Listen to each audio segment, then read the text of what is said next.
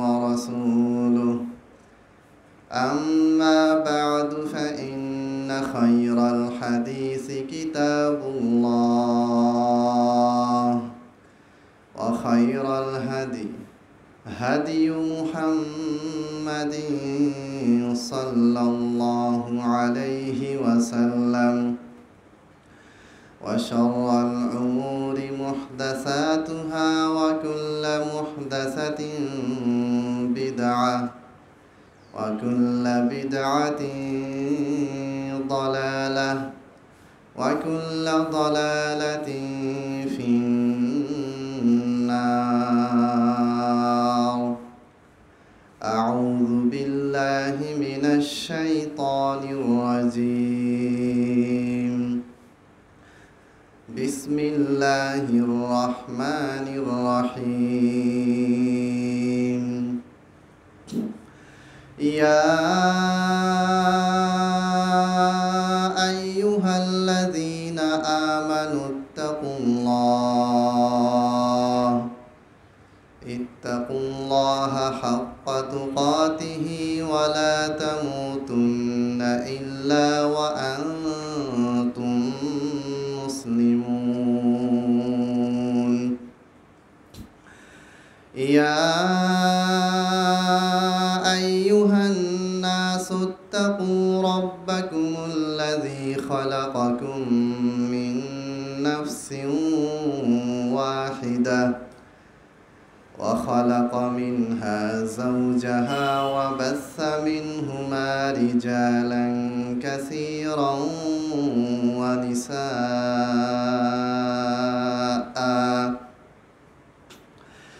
واتقوا الله الذي تساءلون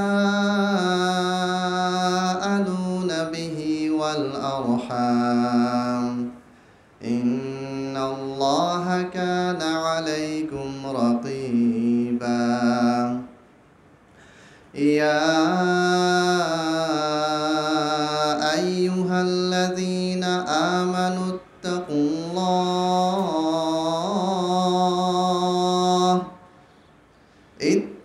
الله وقولوا قولا سديدا يصلح لكم أعمالكم ويغفر لكم ذنوبكم ومن يطع الله ورسوله فقد فاز فوزا عظيما. وقال الله تعالى في القرآن المجيد لن ينال الله لحومها ولا دماؤها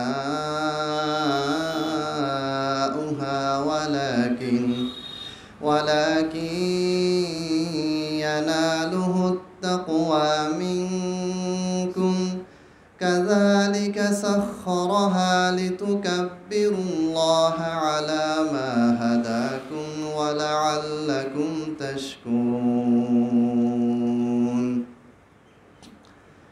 সমস্ত প্রশংসা মহান আল্লাহ রাব্বুল আলামিনের জন্য। লাখো কোটি দরুদ ও সালাম বর্ষিত হোক সর্বশেষ নবী সর্বশেষ রাসূল বিশ্বনবী মুহাম্মদ সাল্লাল্লাহু আলাইহি ওয়াসাল্লামের উপর। অসংখ্য অগণিত দরুদ ও সালাম বর্ষিত হোক সাল্লাল্লাহু আলাইহি ওয়াসাল্লাম। সম্মানিত উপস্থিতি, আল্লাহর অশেষ রহমতে আজকে আমরা জিলহজ মাসের ৯ তারিখে উপনীত হয়েছি। আল্লাহ তৌফিক দিলে আমাদের মধ্য হতে অনেকেই আগামীকাল ঈদুল আজহার সালাত আদায় করতে পারবো এবং কুরবানি করতে পারবো ইনশাআল্লাহ। এই 2 দিন আগেই আমাদের আল কলম ইউনিভার্সাল মাদ্রাসার একজন মেধাবী ছাত্র, তার নাম আব্দুল্লাহ আল রিফাত। আব্দুল্লাহ রিফাতের বয়স মাত্র 12 বছর। তার বাবা এই 2 দিন আগে হার্ট অ্যাটাক করে মারা গেছেন। ইন্না লিল্লাহি ওয়া ইন্না ইলাইহি রাজিউন। এই ছেলেটা হাজার হাজার মানুষের সামনে 12 বছরের ছেলে তার বাবার জানাজা সুন্দরভাবে পড়িয়েছে। সেখানে আমার একটা কথা মনে পড়ল, তার বড় ছেলে যে নামাজ পড়াইছে তার বয়স 12 বছর, তার একটা ছেলে আছে 6 বছর, একটা মেয়ে আছে 3 বছর। তার মানে কি, আপনার আমার জীবনে কোনো গ্যারান্টি নাই। যেই লোকটা ঈদুল আজহার গরু কিনেছে, কুরবানি করবে, সব কিছু রেডি, সেই লোক হঠাৎ করে হার্টের সমস্যা হয়ে আমাদেরকে ছেড়ে চলে গেলেন। অনুরূপভাবে আপনি আমিও চলে যেতে পারি, এর কোনো নিশ্চয়তা বা গ্যারান্টি আপনার আমার ভিতরে নাই। আপনি সালাত বলেন, বাসায় যে গরু কুরবানি করবেন, গরু কুরবানি করার আগ মুহূর্তে আপনি মারা যেতে পারেন, আমি মারা যেতে পারি, কোনো গ্যারান্টি নেই মৃত্যুর। যাই হোক, সম্মানিত উপস্থিতি, আজকে যেই বিষয়গুলি আমি আপনাদেরকে স্মরণ করিয়ে দিব, এগুলো আগেও আলোচনা হয়েছে। প্রতি জুমাতে, প্রতি খুতবাতেই ঈদুল আজহার আগে আগে আমরা এগুলো আলোচনা করি। তারপরে ওগুলি স্মরণ করে দিচ্ছি, কারণ আল্লাহ তাআলা বলেছেন ওয়াযাক্কির ফাইন্না যিকরা তানফাউল মুমিনিন। হে নবী, আপনি স্মরণ করিয়ে দিন, কারণ এগুলি স্মরণ করে দেওয়ার মাধ্যমে কি হয়, মুমিনদের উপকার হয়। কুরবানি মাসলা মাসাইল এগুলি আমরা অনেকেই জানি, আবার অনেকেই জানি না, সবার জন্য আজকের এই খুতবা।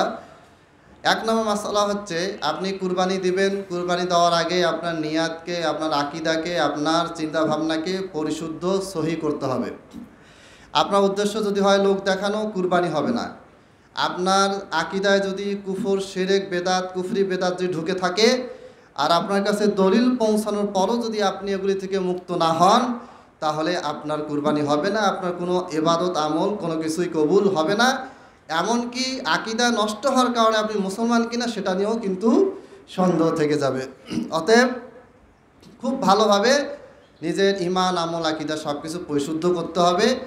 এরপরে এর সাথে আরেকটা বিষয় জরুরি, সেটা হচ্ছে আপনার ইনকামটা হালাল হতে হবে। আপনি সহি আকীদার মানুষ, আহলে হাদিস মানুষ, একটা 100% সহি আকীদার মতে নামাজ পড়েন, সব কিছু ঠিক আছে, কিন্তু আপনি সুদ খান, তাহলে আপনার এই আমল কবুল হবে না, আপনার দোয়া কবুল হবে না। আপনি কুরবানি করতে গিয়ে যদি এমন কিছু টাকা কুরবানি কাজে লাগালেন যেই টাকাটার উৎসটা হালাল নয়, ধরেন আপনি চুরি বাটপারি করে মিথ্যা কথা বলে বেশি লাভ করলেন, সত্য কথা বলে আপনি বেশি লাভ করেন, সমস্যা নেই। আপনি একটা পণ্য 10 টাকায় কিনছেন, সত্য কথা বলে আপনি 100 টাকায় বিক্রি করেন, কোনো অসুবিধা নেই। মানুষ নিলে নিবে, না নিলে নাই, আপনি বলেন যে এত টাকায় বিক্রি করবো ভাই, হচ্ছে কমে পারবো না, কোনো অসুবিধা নেই। কিন্তু আপনি মিথ্যা কথা বলে বিক্রি করবেন, আপনি কিনেছেন 10 টাকা দিয়ে, আর কাস্টমারকে বলছেন ভাই 50 টাকা কিনছি ভাই, 55 টাকা দেন, 5 টাকা হলেও লাভ দেন, মিথ্যা হয়ে গেল। এই রকম পণ্যটা আপনার হালাল, ব্যবসাটা আপনার হালাল, কিন্তু আপনি দেওয়ার সময় মিথ্যা কথা বলার কারণে যে কয়টা পণ্য বিক্রির সময় আপনি মিথ্যা কথা বলবেন, ওই কয়টা পণ্য থেকে যে লাভ আসবে সেটা টোটালি কী হয়ে যাবে, হারাম হয়ে যাবে। অথবা সুদের টাকার তো হারাম আমরা সবাই জানি। কারো পকেট মারিংয়ের টাকা, কারোকে ধোকা দিয়ে, কাউকে ভয় দেখিয়ে, শত্রুতা বলে, ছলনা করে, মিথ্যা কথা বলে, ছল চাতুরি করে কোনোভাবে যদি এক কথায় হারাম ঢুকে যায় আপনার ইনকামের মধ্যে, আর ওই টাকাটা যদি আপনি কি করেন, কুরবানি করেন, তাহলে এটা কুরবানি কবুল হবে না। ফাজাআলনাহু হাবাআম মানসুরা। এই সমস্ত আমলকে আল্লাহ তাআলা কি করে দিবেন, ধুলার ন্যায় বাতাসে নিক্ষেপ করে দিবেন। 1 নম্বর মাসালা। 2 নম্বর মাসালা, আপনি কুরবানি দিচ্ছেন, আপনার সাথে আরও কিছু মানুষ ভাগ দিয়েছে। এখন আপনি আহলে হাদিস, আরেকজন দেওবন্দি, আরেকজন বেরেলভি, আরেকজন জামাতি, আরেকজন সুদখোর, হালালখোর, সব মিলায় সবাই ভাগে ঢুকে গেছে। এখন এই কুরবানির বিধান কি? এর উত্তর হচ্ছে, যে কয়টা ভাগ হবে প্রত্যেকটা ব্যক্তি তার নিয়াত, তার আকীদা, তার চিন্তাভাবনা অনুযায়ী সে কুরবানির নেকি পাবে অথবা গুনাহ পাবে। আপনার নিয়াত যদি ঠিক থাকে, ধরেন একটা গরুতে 7 ভাগ কুরবানি দেওয়া হয়েছে, আপনার নিয়াত ঠিক আছে, আপনার ঈমান ঠিক আছে, আপনার চিন্তাভাবনা ঠিক আছে, আপনার আমল ঠিক আছে, আপনার টাকা পয়সাও হালাল, তাহলে আপনার অংশ যেটা সেটা ঠিক আছে, হয়ে যাবে। কিন্তু আপনার সাথে আরেকজন দিছে যে সুদখোর সুদ খায়, ঘুষখোর ঘুষ খায়, সেও আপনার সাথে কি করেছে, শরিকানা অংশ নিয়েছে ওই কুরবানিতে, তাহলে তার কি হবে, তার কুরবানিটা বাতিল হবে, আপনারটা বাতিল হবে না। অর্থাৎ তার কুকর্মের জন্য সে দায়ী থাকবে। এখানে আপনি হালালভাবে কুরবানি করার কারণে আপনার কুরবানিটা বাতিল হবে না।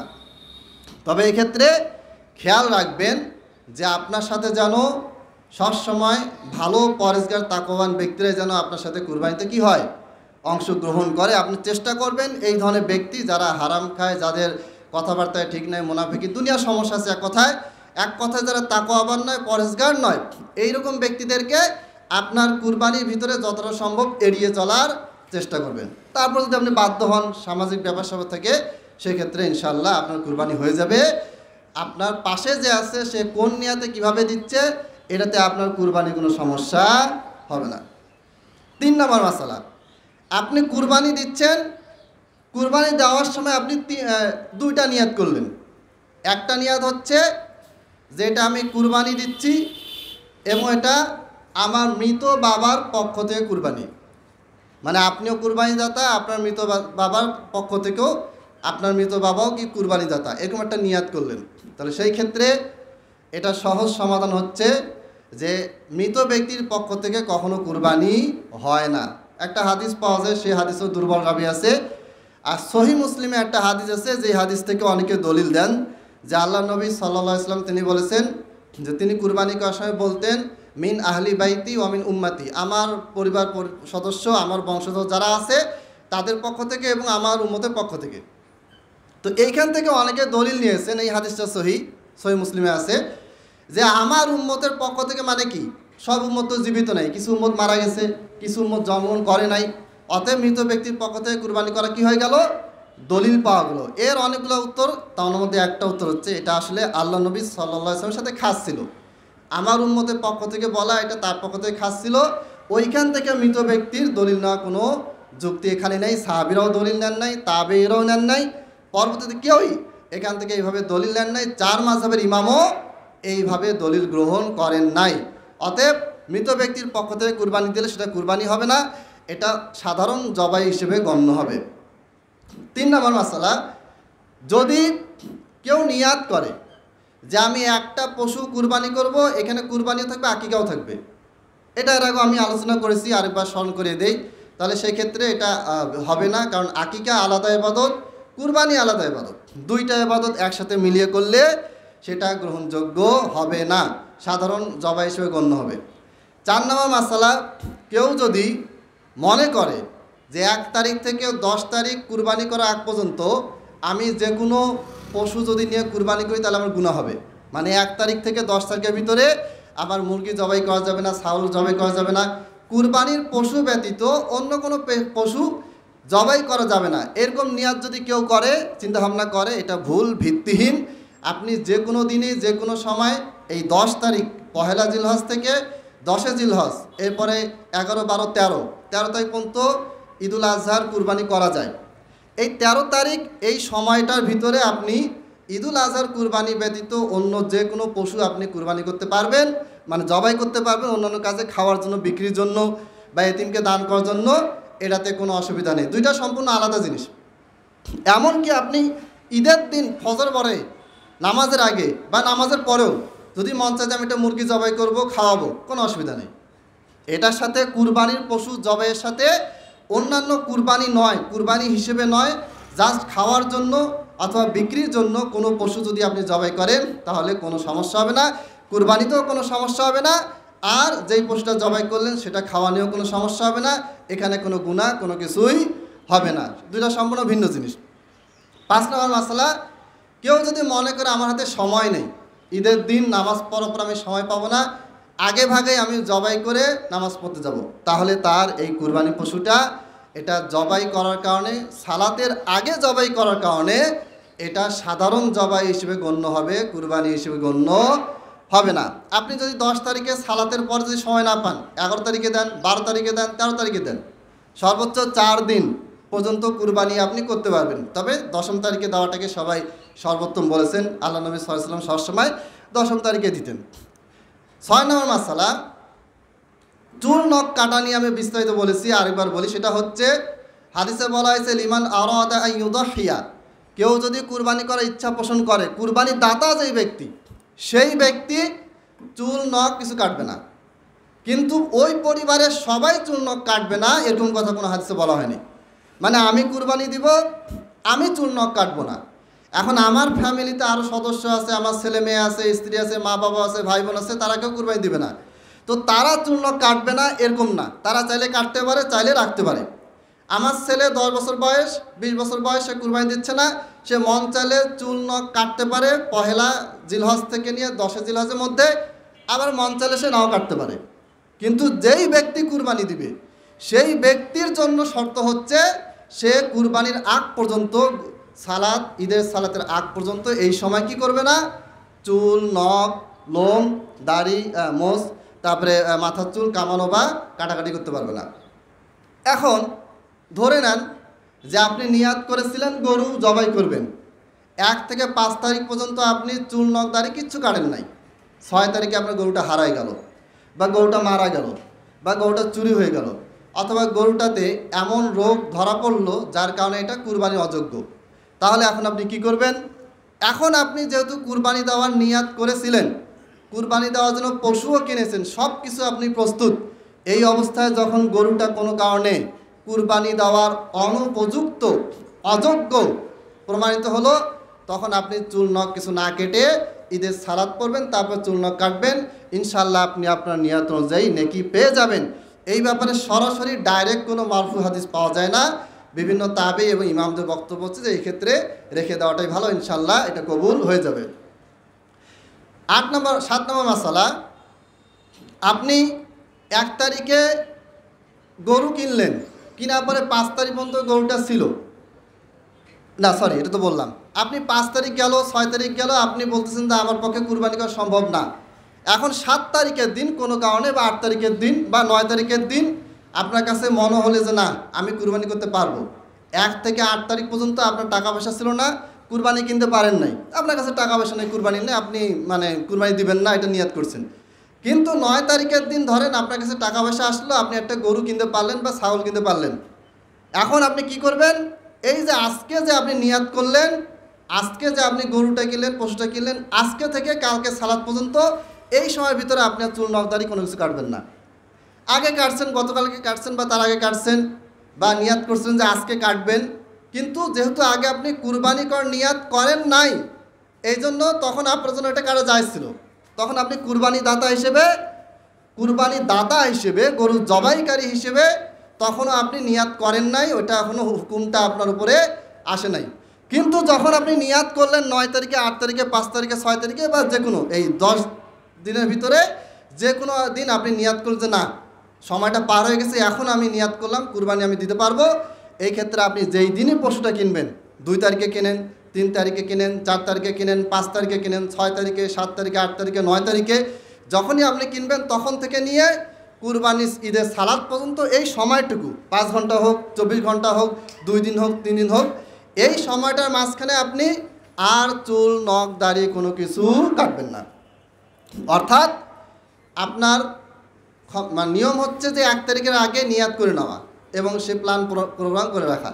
কিন্তু কোনো কারণে আপনি পারেন নাই, কিছুদিন পার হয়ে গেছে, তাহলে যখনই আপনি নিয়াত করবেন তখন থেকে নিয়ে কুরবানি করা পর্যন্ত আপনার কি হবে, ওই নিয়মটা আপনার উপর প্রযোজ্য হবে, শর্তটা আপনার উপর প্রযোজ্য হবে যে এখন থেকে 1 থেকে 5 তারিখ আপনি নিয়াত করেন নাই, কুরবানি দাতা ছিলেন না, 6 তারিখ আপনি নিয়াত করছেন, 6 তারিখ থেকে নিয়ে ঈদের সালাত অনুষ্ঠিত হওয়া পর্যন্ত এই সময়টাতে আপনি আর চুল নখ দাড়ি কোনো কিছুই কাটবেন না। 8 নম্বর মাসালা, গরু জবাই মহিলাও করতে পারে পুরুষও করতে পারে, তবে নিজের কুরবানি নিজে করাই ভালো। আপনি চাইলে কসাই ডেকে এনে কুরবানি করাতে পারেন, কোনো অসুবিধা নেই, ইমাম সাহেবকে দিয়ে জবাই করাতে পারেন, খতিব সাহেবকে দিয়ে জবাই করাতে পারেন, বা এলাকায় যে ভালো যোগ্য ভালো জবাই করতে পারে তাকে দিয়ে আপনি জবাই করাতে পারবেন। কিন্তু নিজের কুরবানি নিজে জবাই করা এটা সর্বোত্তম সুন্নাহ, চেষ্টা করবেন নিজে জবাই করার। 9 নম্বর মাসালা, যদি আপনি কোনো কসাইকে ডাকেন বা কোনো ব্যক্তিকে যদি ডাকেন, ডাকার পরে এই ব্যক্তিকে দিয়ে যদি আপনি কুরবানি করার পরে কুরবানির কোনো একটা অংশ, মাথা, পা, কলিজা, কোনো একটা অংশ তাকে আপনি দিয়ে বললেন যে নাও এটা তোমার মজুরি, তোমাকে আমি ডাকলাম, তুমি যে কসাই কাজটা করে দিলা, তোমাকে আমি মজুরি হিসেবে কুরবানির এই মাংস থেকে 1 কেজি মাংস দিলাম, এটা নাজায়েজ, হারাম। কারণ হচ্ছে কুরবানির যে পশুটা, এই পশুর কোনো অংশ বিক্রি করা যাবে না, এই সম্পূর্ণ পশুটার কোনো একটা অংশ, একটা পশমও আপনি মজুরি হিসেবে তারপরে বিক্রি হিসেবে এটা আপনি দান করতে পারবেন না। আপনাকে কী করতে হবে? আলাদা করে পকেট থেকে টাকা দিতে হবে। যে হ্যাঁ আমি তোমাকে মাথাটা দিলাম, এটা হচ্ছে তোমার খাওয়ার জন্য, কুরবানি মাংস থেকে আমি খাওয়ার জন্য দিলাম, আর এই যে আমার পকেট থেকে 500 টাকা দিলাম। অতএব এটা খেয়াল রাখতে হবে। 10 নম্বর মাসালা, একই মাসালা, সেটা হচ্ছে কুরবানির চামড়া বিক্রি করা যাবে না। আপনি কুরবানির চামড়া কেন বিক্রি করবেন? আপনি কি কুরবানি এটা কি বিক্রির জন্য কিনেছেন? এটা বিক্রি করা যাবে না। তবে কি করতে হবে? চামড়া চাইলে খাওয়া যায়, অনেকে খায়, আপনি চাইলে খেতে পারেন, এদিকে খাওয়ার রেওয়াজটা নাই, কোনো সমস্যা নেই। আপনি কি করেন? দান করে দেন, কোনো এতিমখানায় দান করে দেন, কোনো গরিবকে দান করে দেন, বা যাকে যোগ্য মনে করেন তাকে আপনি দান করে দেন। এরপরে ওই ব্যক্তিটার কাছে যাওয়ার পরে সে চাইলে বিক্রি করতে পারে। বিষয়টা হচ্ছে আমি কুরবানি করলাম, আমার জন্য কুরবানির পশুর কোনো অংশ বিক্রি করা হারাম, নিষিদ্ধ। সেটা চামড়া হোক, গোশত হোক, মাংস হোক, হাড্ডি হোক, যে কোনো অংশ। এখন চামড়াটা আমার জন্য বিক্রি করা হারাম, কারণ আমি কুরবানি দাতা। কিন্তু আমি যখন এই চামড়াটা আপনাকে দান করে দিলাম, তখন আপনি কিন্তু এটার মালিক হয়ে গেলেন। আপনি কিন্তু কুরবানি দাতা হিসেবে চামড়ার মালিক হন নাই, আপনি দান পেয়েছেন, অন্যভাবে আপনি এটা মালিক হয়ে গেছেন। এখন আপনি চাইলে এটা বিক্রি করতে পারবেন। অর্থাৎ আপনি কোনো এতিমখানায় দিলেন, এতিমখানায় দেওয়ার পরে তারা এখন এটা বিক্রি করে তারা প্রতিষ্ঠানের কাজে এটা লাগাতে পারবে। এই মশলাগুলি আমাদের প্রতি বছর ভুল হয়, এগুলি মনে রাখতে হবে। 9 নম্বর মাসালা, ঈদের সালাত। ঈদের সালাতের পূর্বে আমরা করি কি? উঠে বক্তব্য দিই, ডাকাডাকি, অনেক কিছু করি। এগুলি কোনো হাদিসে পাওয়া যায় না, 4 মাযহাবের কোনো কিতাবে ওগুলি পাওয়া যায় না। ইমাম আবু হানিফা রহিমাহুল্লাহ বলেন, ইমাম মালিক রহিমাহুল্লাহ বলেন, ইমাম শাফি রহিমাহুল্লাহ বলেন, ইমাম আহমদ বিন হাম্বল রহিমাহুল্লাহ আজমাইন সহ যত ইমাম আছেন, তাদের কারো কোনো কিতাবে এইরকম কোনো ফতোয়া পাওয়া যায় না। কোনো মারফু হাদিস, নবী সাল্লাল্লাহু আলাইহি ওয়াসাল্লাম থেকে কোনো হাদিস, সাহাবীদের থেকে কোনো হাদিস, তাবেঈদের থেকে কোনো হাদিস, আসার, কোনো কিছুতেই এইরকম কোনো প্রমাণ পাওয়া যায় না যে আল্লাহর নবী সাল্লাল্লাহু আলাইহি ওয়াসাল্লাম অথবা কোনো সাহাবী অথবা কোনো তাবেঈ অথবা কোনো ইমাম অথবা কোনো বড় মুস্তাহিদ ব্যক্তি তারা ঈদের সালাতের পূর্বে বক্তব্য দিতেন। ঈদের সালাতের পূর্বে কোনো বক্তব্য, এটা হাদিস দ্বারা প্রমাণিত নয়, 4 মাযহাবের ফতোয়া দিয়ে প্রমাণিত নয়। আমাদের দেশে এটাই বেশি হয়। নামাজের পরে বক্তব্য হোক আর না হোক, নামাজের পরে 5 মিনিট 10 মিনিট যা হয় হবে, নামাজের আগে একবারে বিশাল লম্বা চৌড়া বক্তব্য হচ্ছে, ডাকাডাকি হচ্ছে, ভাই 10 মিনিট আছে, 5 মিনিট আসেন, তাড়াতাড়ি আসেন। কেন ডাকতে হবে? কেন? আপনাকে ডাকার দায়িত্ব কে দিছে? আপনি না ডেকে বাড়িতে গিয়ে নিয়ে আসেন, ভাই আসেন, চকলেট দিচ্ছি, আসেন। কেন এত গরজ ঠেকা পড়ছে আপনার? টাইম বলে দেওয়া হয়েছে যে এই টাইমে খুতবা শুরু হবে, এই টাইমে সালাত শুরু হবে, সালাতের পরে খুতবা হবে, সবাই জানে। এটা বারবার ঘোষণা দেওয়ার দায়িত্ব আপনার না। হ্যাঁ, যখন সালাত দাঁড়ায় যাবে তখন আপনি যদি সিদ্ধান্ত নেন যে 5 মিনিট পিছাই দিব, তখন ঘোষণা দিতে পারেন যে আমাদের সালাতে দাঁড়ানোর কথা ছিল, আমরা পিছাই দিছি। প্রয়োজনে 2-4টা কথা দিতে পারেন। কিন্তু আপনি বক্তব্য দিচ্ছেন, এই বক্তব্য সেই বক্তব্য লোকদেরকে আনানোর জন্য, এটার কোনো দলিল কোরআন হাদিসে নাই, 4 মাযহাবের কোনো কিতাবেও নাই। 11 নম্বর মাসালা, ঈদের সালাতে আমরা যেটা করি সেটা হচ্ছে, ঈদের সালাতের বিভিন্ন মাসলা আছে, যেটা নিয়ে বেশি বিতর্ক সেটা হচ্ছে যে ঈদের সালাতে তাকবীর কয়টা। সমস্ত হাদিস ঘাটাঘাটি করলে অধিকাংশ মাযহাবের মতেই তাকবীর হচ্ছে 12টা, তাকবীরে তাহরিমা বাদে। কেউ যদি 6টা তাকবীরে সালাত পড়ে, সালাত হয়ে যাবে, বাতিল হবে এটা বলতেছি না, তবে আমাদের কাছে উত্তম মনে হয় 12 তাকবীরে সালাত পড়লে। 12 তাকবীরে সালাত কীভাবে? তাকবীরে তাহরিমা দেওয়া হবে, এই তাকবীরে তাহরিমের হিসাবটা বাদ। তারপরে আল্লাহু আকবার বলে হাত তুলবেন, আবার আল্লাহু আকবার বলবেন, এভাবে করে 7 তাকবীর দিবেন। 7 তাকবীর দেওয়ার পরে এরপরে সানা পড়বেন, আউযুবিল্লাহ বিসমিল্লাহ পড়ে, তারপরে বাকি যেভাবে সালাত পড়েন সেভাবে পড়বেন। এরপরে প্রথম রাকাত শেষ, দ্বিতীয় রাকাতের জন্য দাঁড়াবেন, দাঁড়ানোর পরে 5টা তাকবীর দেওয়া হবে, তারপরে বিসমিল্লাহ বলে এরপরে সূরা ফাতিহা অন্য সূরা পড়তে হবে। 12 নম্বর মাসালা, ঈদের দিনে আল্লাহর নবী সাল্লাল্লাহু আলাইহি ওয়াসাল্লাম ঈদুল আজহা হোক, ঈদুল ফিতর হোক এবং জুমার সালাতে তিনি কি করতেন? প্রথম রাকাতে সূরা আলা পড়তেন, দ্বিতীয় রাকাতে সূরা গাশিয়া পড়তেন। এখন কেউ যদি অন্য সূরা পড়তে চায়, কোরআনে বলা আছে, হাদিসে বলা আছে, ফাকরাউ মা তায়াসসারা মিনাল কোরআন, যেখান থেকে সহজ মনে হয় সেখান থেকে পড়ার বিধান কি করা আছে? কোরআন এবং হাদিসে দেওয়া আছে। নবী সাল্লাল্লাহু আলাইহি ওয়াসাল্লাম যেই সালাতে যেই কেরাত পড়তেন এইটা পড়া সবচেয়ে ভালো। কিন্তু যদি আপনি দাঁড়ালেন জুমার সালাতে, ঈদুল আজহার সালাতে, ঈদুল ফিতরে, এখন সূরা আলা আপনার মনে নেই, অথবা আপনাকে সূরা আলার চাইতে সহজ মনে হচ্ছে সূরা ফিল, তাহলে সেটাও আপনি পড়তে পারবেন, কোনো অসুবিধা নেই। এরপরে গরু কুরবানির ক্ষেত্রে আরও যে একটা মাসলা বলে দেই, সেটা হচ্ছে গরু তো অনেকে কিনে ফেলেছেন, তারপরও স্মরণ করে দেই, অনেকে যেটা মন চায় সেটাই নিয়ে আসে কুরবানি দিয়ে দেয়। এটা আকিকার ক্ষেত্রে চলে বা সাধারণ জবাইয়ের ক্ষেত্রে চলে, কিন্তু কুরবানি গরু ছাগল যেটাই নেন না কেন, কুরবানির ক্ষেত্রে শর্ত হচ্ছে মুসিন্না, প্রাপ্তবয়স্ক হতে হবে। প্রাপ্তবয়স্ক কি? দাঁত বিশিষ্ট।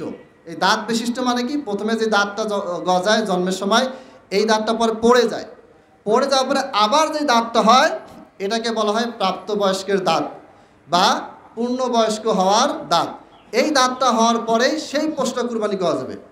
এখন গরুর ক্ষেত্রে কয় বছর এটা হবে কোনো নির্ধারিত সময় নেই। গরু বিভিন্ন জাত থাকে, ছাগলের বিভিন্ন জাত থাকে, জাত ভেদে কম বেশি হয়। কোনো গরু 2 বছরে এই দাঁতটা ওঠে, কারো 1.5 বছরে ওঠে, কারো 18 মাসে ওঠে। এটা জাত হিসেবে ভ্যারিফাই করবে, আলাদা আলাদা মানে সময় লাগবে। এখন আপনি চেষ্টা করলেন ওই গরুটা কিনার, যে মুসিন্না দাঁত বিশিষ্ট পাইলেন না, তখন আপনি কি করবেন? 1 বছর বয়সী একটা দুম্বা বা ভেড়া দিয়ে আপনি কি করবেন? কুরবানি দিয়ে দিবেন, তার দাঁত উঠুক বা না উঠুক। এটা তখন যখন আপনি পান নাই, অর্থাৎ আপনি চেষ্টা করলেন হাদিস মোতাবেক মুসিন্না দাঁত বিশিষ্ট পশু কুরবানি দেওয়ার জন্য আপনি চেষ্টা করলেন, খুঁজলেন পান নাই, তখন আপনি কি করবেন? তখন আপনি 1 বছর বয়সে একটা দুম্বা বা ভেড়া বা ছাগল প্রজাতির এটা দিয়ে কুরবানি দিয়ে দিবেন, কুরবানি হয়ে যাবে। এরপরে 12 নম্বর মাসালা হচ্ছে, আপনি কুরবানি নিছেন আজকে 9 তারিখ, আজকে রাতে আপনি গরু হারাই গেল, হতে পারে গরু হারাই গেল বা মারা গেল, সেক্ষেত্রে কি হবে? আপনার যদি আজকে রাতে কালকে ঈদের সালাতের পূর্বে আরেকটা কুরবানি কেনা যদি সম্ভব হয় কিনবেন, কুরবানি দিবেন। যদি সম্ভব না হয় তাহলে আপনি কি করবেন? চুল নখ কিছু কাটবেন না, সালাত পরে নেবেন, আপনি ইনশাআল্লাহ কুরবানি দাতা হিসেবে আল্লাহ তাআলার পক্ষ থেকে নেকি প্রাপ্ত হয়ে যাবেন। কারণ আপনি চেষ্টা করেছেন, নিয়াত করেছেন, সব কিছু করেছেন, লাস্টে গিয়ে হারায় ফেলছেন বা চুরি হয়ে গেছে, ঘুমায় গেছেন, রাত 12টার সময় গরু চুরি হয়ে গেছে, এখন কালকে সকালে ঈদ, এর মধ্যে আপনি কোথায় গরু পাবেন? তো এই ক্ষেত্রে ইমাম তাবিদের ভিতরে তাদের ফতোয়া এটাই, মুসান্নাফ আব্দুর রাজ্জাক ইবনে আবি শাইবাত এই রিওয়ায়াতগুলি আছে যে আপনি চুল নখ তখন কাটবেন না। আপনি ভাববেন যে না গরুটা হারাই গেল, চুল নখ কাটে ফেলে আমি তো কুরবানি দাতা না, এরকম মনে করা যাবে না। আপনি চুল নখ কাটবেন না, কুরবানি দাতা হিসেবেই সালাত পড়ে নেবেন, তারপর আপনি কাটবেন। তাহলে কি হয়ে যাবে? আপনি কুরবানি দাতা হিসেবে আল্লাহ তাআলার নিকটে কবুল হবে ইনশাআল্লাহ। এরপরে 14 নম্বর মাসালা, খাসি করা ছাগল হোক গরু হোক, এটা কুরবানি করা যাবে কিনা এটা নিয়ে দ্বিমত আছে। বিভিন্ন জন বলছেন এটা বিকৃতি, এটা ওটা বিভিন্ন কথাবার্তা। এটা মুসনাদ আহমদের হাদিস আছে এবং এটা জাহেলি যুগ থেকে চলে আসতেছে। আল্লাহ নবী সাল্লাল্লাহু আলাইহি ওয়াসাল্লামের যুগেও পশু প্রাণী খাসি করা হতো এবং মানুষও খাসি করতো বিয়ে না করার হাত থেকে।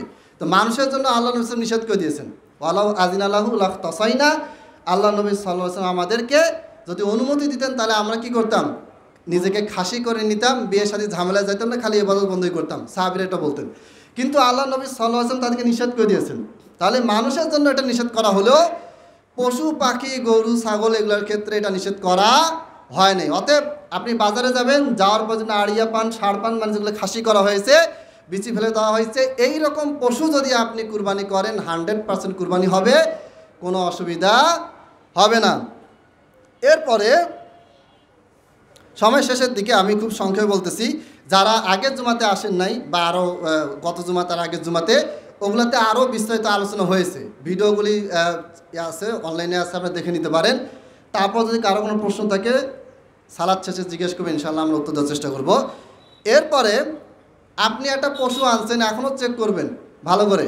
পশুটা নেওয়ার পর আপনি খেয়াল করেন নাই, পশুটা নিয়ে আসছেন, দেখেন যে একবারে খুবই ল্যাংড়া, হাঁটতে পারতেছে না, এইরকম পশুতে কুরবানি হবে না।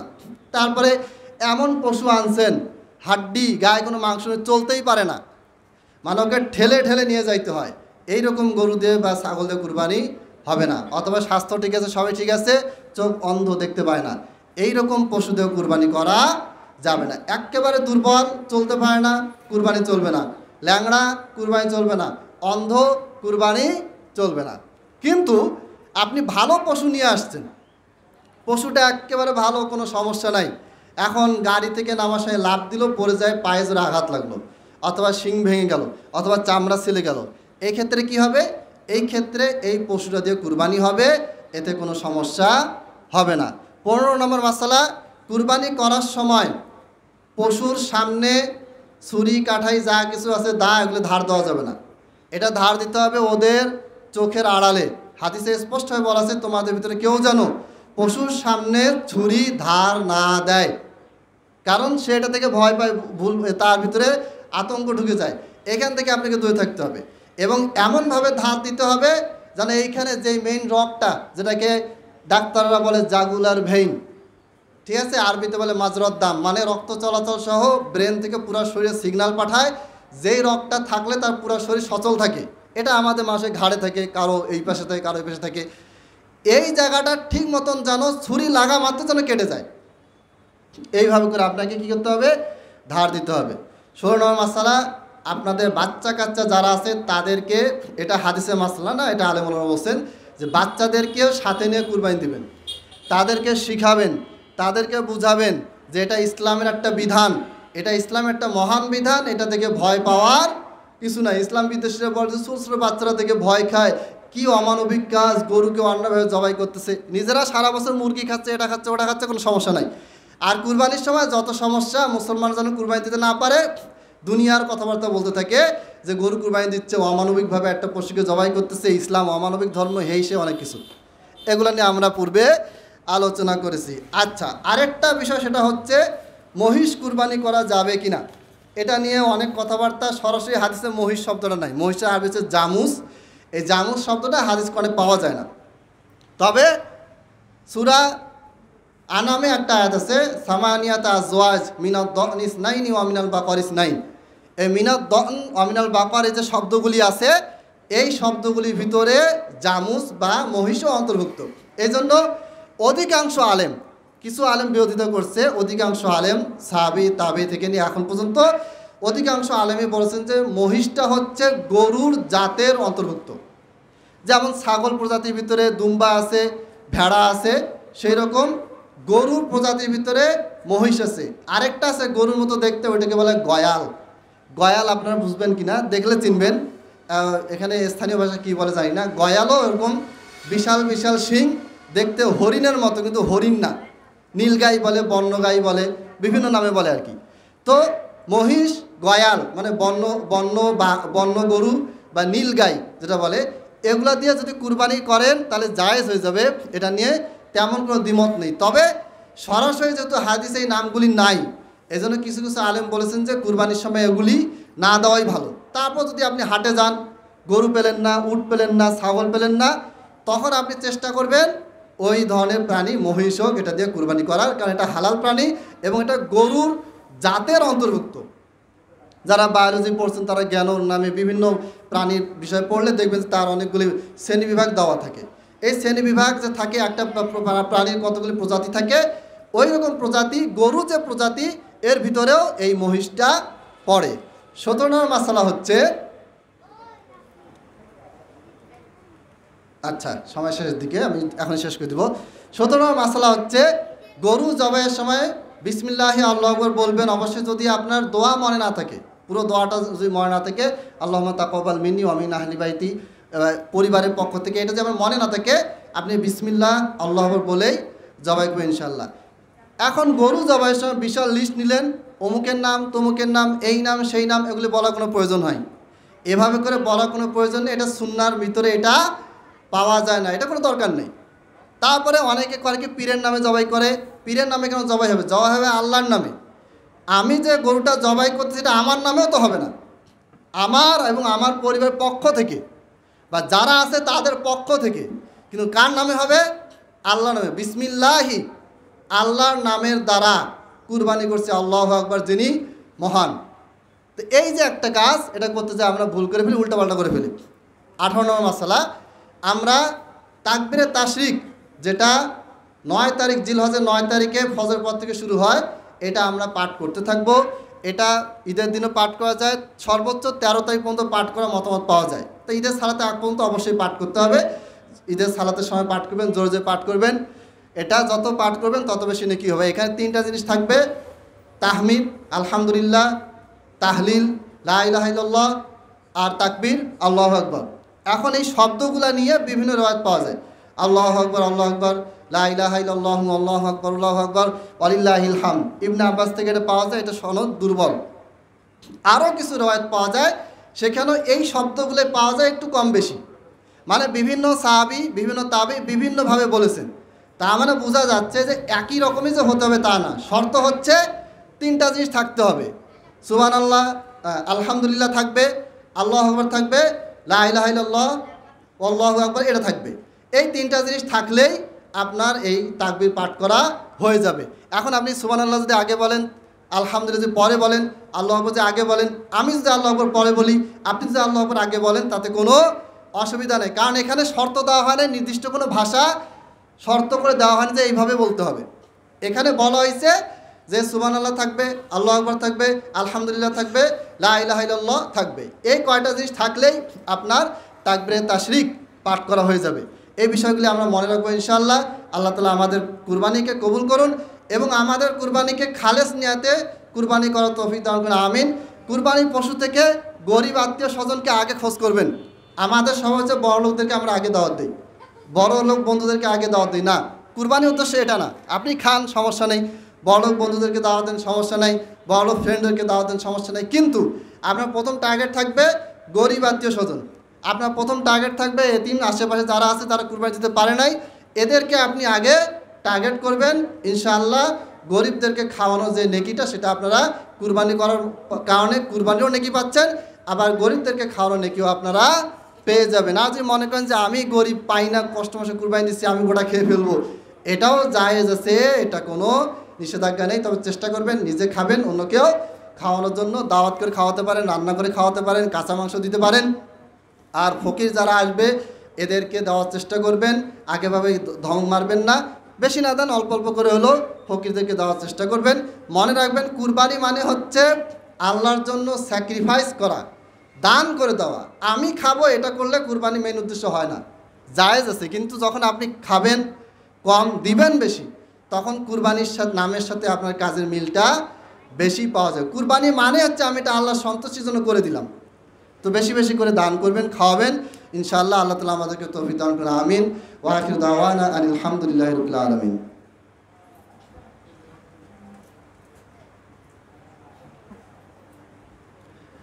জামাত কয়টায়? কাকে জামাত কয়টায়?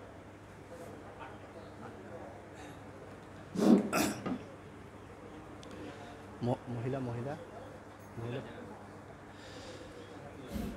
আলহামদুলিল্লাহ আলহামদুলিল্লাহি নাহমাদুহু ওয়া নাস্তাঈনুহু ওয়া নাস্তাগফিরুহু ওয়া নু'মিনু বিহি ওয়া নাতাওয়াক্কালু আলাইহি ওয়া নাউযু বিল্লাহি মিন শুরুরি আনফুসিনা ওয়া মিন সাইয়্যাতি আ'মালিনা। من يهده الله فلا مضل له ومن يضلل فلا هادي له وأشهد أن لا إله إلا الله وحده لا شريك له وأشهد أن محمدا عبده ورسوله. اللهم صل على محمد وعلى آل محمد كما صليت على إبراهيم وعلى آل إبراهيم إنك حميد مجيد. اللهم بارك على محمد وعلى آل محمد كما باركت على إبراهيم وعلى آل إبراهيم إنك حميد مجيد. ربنا آتنا في الدنيا حسنة وفي الآخرة حسنة وقنا عذاب النار. ربنا ظلمنا أنفسنا وإن لم تغفر لنا وترحمنا لنكونن من الخاسرين. رب هب لي من الصالحين رب هب لي من الصالحين. ربنا لا تزغ قلوبنا بعد إذ هديتنا وهب لنا من لدنك رحمة إنك أنت الوهاب. ربنا لا تؤاخذنا إن نسينا أو أخطأنا ربنا ولا تحمل علينا إصرا كما حملته على الذين من قبلنا ربنا ولا تحملنا ما لا طاقة لنا به واعف عنا واغفر لنا وارحمنا أنت مولانا فانصرنا على القوم الكافرين. عباد الله رحمكم الله إن الله يأمر بالعدل والإحسان وإيتاء ذي القربى وينهى عن الفحشاء والمنكر والبغي يعظكم لعلكم تذكرون. সর্বশেষ একটা ঘোষণা, সেটা হচ্ছে আগামীকাল আমাদের এই সামনেই ঈদুল আজহার সালাত অনুষ্ঠিত হবে সকাল 8টায় ইনশাআল্লাহ। মহিলাদের ব্যবস্থা করা হয়েছে, আপনারা আপনাদের বাড়ির মহিলাদেরকে নিয়ে আসবেন। ঈদের সালাতে তারা আসলে ঈদের সালাতের নিয়মকানুন এবং বক্তব্য শুনতে পারবে, তাদেরও জ্ঞান অর্জন হবে। আর বিশেষভাবে হাদিসে মহিলাদেরকে ঈদের মুসল্লায় মানে ঈদগাহে নিয়ে আসার জন্য উৎসাহ দেওয়া হয়েছে, আদেশ করা হয়েছে।